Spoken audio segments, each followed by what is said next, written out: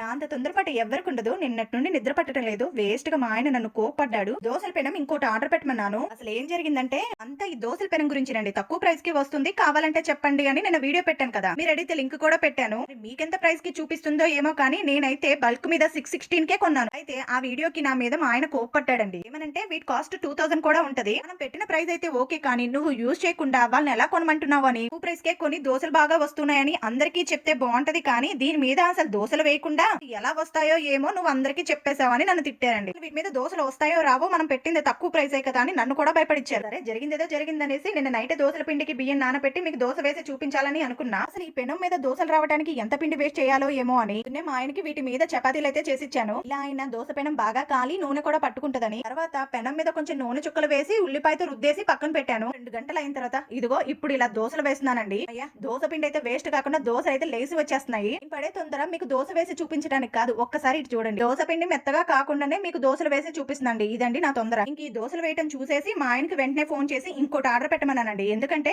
చపాతీలు చేయడానికి పనికొస్తుందని. వీటి మీద అయితే చపాతీలు నూనె లేకుండా కూడా కాల్చొచ్చు.